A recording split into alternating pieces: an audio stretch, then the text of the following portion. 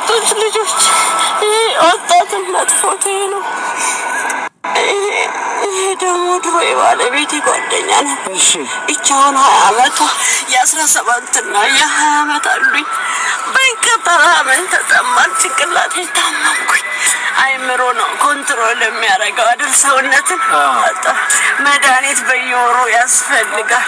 ሆስፒታል ከሌለ ከግል 500 ብር ለእኔ 500 ብር ብርቅ ነው። 1 ብር የለንም። በወር 510 ብር የምትበላው ከሌለ ሰው እንዴት ለባል ይጨነቃል? የሚበላው ባገኘ መድኃኒት ባገኘ። በየቤቱ ያልተነበበ መጽሐፍ አለ።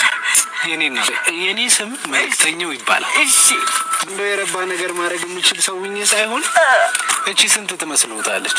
ወይ እኔ አላቅም ስንት እንደሆነ አላቅም፣ አይቼው አላቅም። እስቲ ያዟት በእጅዎት። እስቲ መጀመሪያ 10,000 ብር ናት። ለኔ ነው እርሱ ነው ናት።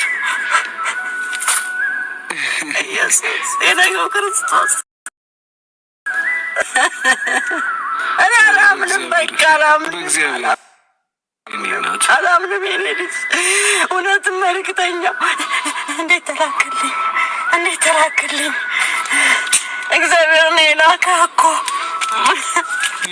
እንዲህ ይዤ ነው ልጆቼ የምገባው። በዓል ሲል ሰው እነሱ ይስቃሉ። ምን በለው የለም። ሌላ 10,000 ብር ናት እቺ።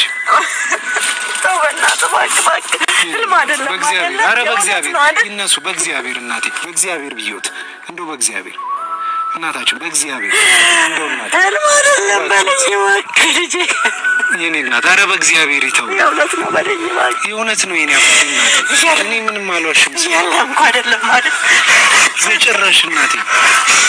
እኔ አላሽም። ኧረ የኔ እናት አንድ ብር 5 ብር ሲሰጡኝ ሳቃኮ ወረወሩት። የተቆጡኛሉ ምናምን ብለው ገላመጡኝ። አንዱ 5 ብር ወረወረ። እኔ እንዴት አይነህ ገባሁ? ቆይ ይሄ ምን ተአምራት? እሺ ብርኛ ቤት እኮ እንኳን 1,000 ብር 1,000 ብር አይገባ። እናቶቼ ልጆቼ እናቶቼ ዛሬ አሁን ባህልን ቆንጆ ሆኖ ይዋሉ። የኔ እናት በቃ ይሄ በህይወቴ ዘመን ሁሉ የማረሳው አስደናቂ ገጠመኝ ነው። እጅግ አስደናቂ። ተንበርክኬ ነው የጸለይኩት ጠዋት። አንተ የተለየ ሰው ነህ። እኔ አንድ ተራ ሰው ነኝ። ኧረ የተለየ ሰው ነህ። ኧረ የለም በምድር ላይ አላየሁም። እኔ አላየሁም። 5 ብር ተቆጥተው ወርውረውልኛል ላይ። አሁን በዚህ ቀስ ብሎ አሁን ቤት ነው ገባው። መገናኛ ይዤ ጸዳፋ እሄዳለሁ።